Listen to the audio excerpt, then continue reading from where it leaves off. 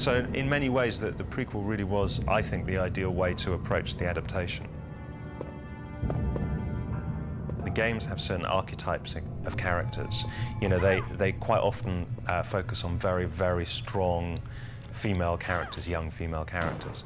And that's why the movie focuses on Milla and Michelle Rodriguez, you know, and they are playing archetypes from the game, there's no doubt about that.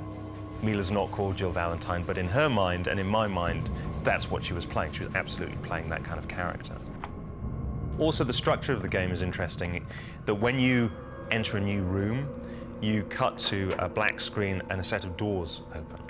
And as you're playing, there's that moment of like anticipation, because you have no idea what's going to be in that room, whether it's going to be a load of undead that attack you, whether it's going to be something that's going to help you. And it's really very suspenseful.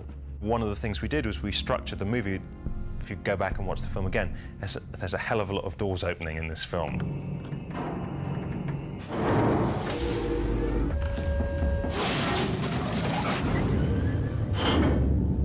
The Red Queen's an entirely new character that's just created for the movie.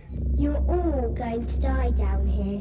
What happens in the game is you get told a lot of the story as you go through the game by reading journals that you find lying around. So there's a lot of reading in the game. You know, you're like reading books, reading reports, typing computer screens, reading the computer screen, and that can make for incredibly dull cinema. So we had to find a different way to convey a lot of the narrative. So I came up with the idea that we should have a computer, but one that could talk. The T virus was a major medical breakthrough, although it clearly also possessed highly profitable military applications.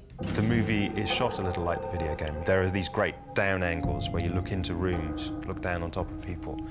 And, you know, whenever I had a chance to do a shot like that, we'd do it. And that's an angle that is straight out of the video game. I mean, that's an angle that's very familiar to any kind of gamer. So in many ways, you know, the feel of the game was put into the movie.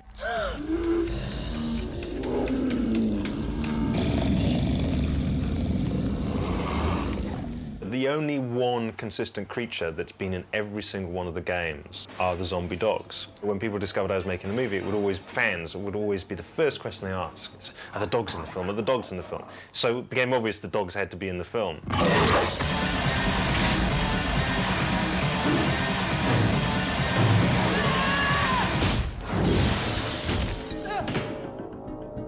It takes a lot from a whole genre of movies which I'm a huge fan of, which are the Night of the Living Dead, Dawn of the Dead and Day of the Dead, that trilogy that Romero did. And not only those, but also the Lucio Fulci movies. That's what attracted me to the game, was not only is it a very strong game, to make a movie out of it was a chance to reinvent a movie genre that just hadn't been done for 20 years.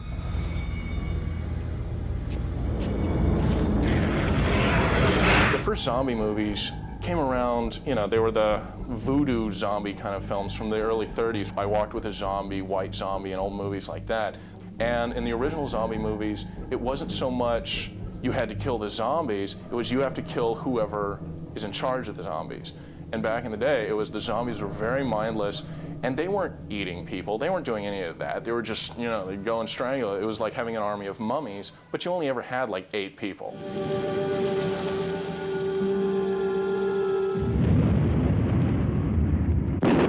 The idea behind Night of the Living Dead was these people aren't like vampires. They're not going to suck your blood. They're going to eat your flesh. They are going to actually tear into your flesh and like eat the musculature and stuff like that. This was totally new, and it was sick, and it was considered completely demented. The rules of Romero's movies, you know, were picked up very much by the video game. So we were sticking true to the rules of the video game. The universe of the video game is, you know, it's very explicit. You know, there are certain rules, there are certain things you have to obey. You can't have fast-moving zombies, for example. You know, they've got to move at a certain pace.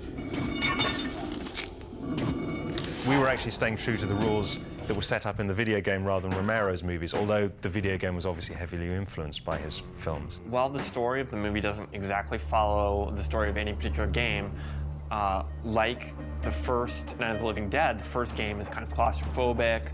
It's kind of like you fighting terror alone. And the second game, like the second Night of the Living Dead movie, Dawn of the Dead, is sort of more post-apocalyptic, and now you're dealing with kind of a world where everything has broken down. When I became involved in the movie, I made it very clear that I wanted to make an R-rated film.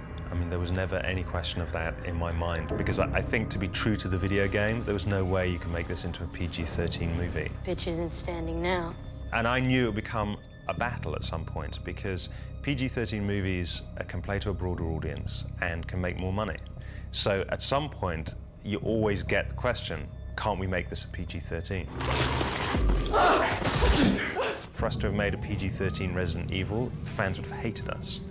And I would have hated us as well, because that wouldn't have been Resident Evil. We couldn't have stayed true to the source material. Politicians and people who have particular social agendas tend to blame whatever is popular at the time for whatever social problem seems intractable at the time. In the 50s, it was comic books. 60s and 70s, it was television. And in the 80s, it was violent films, and now it's video games. I think it's kind of absurd to try and look at a movie like Resident Evil and say, all these guys shooting guns at zombies, which is a fantasy, is gonna affect our kids. But George Bush is blowing up another country right now, and that's not gonna affect the kids. Video games change the language of films the way that other visual media have. Computers have allowed creative people to fulfill their wildest dreams and visions, and video games are one of those things. I think films have evolved and are continually evolving depending on the times.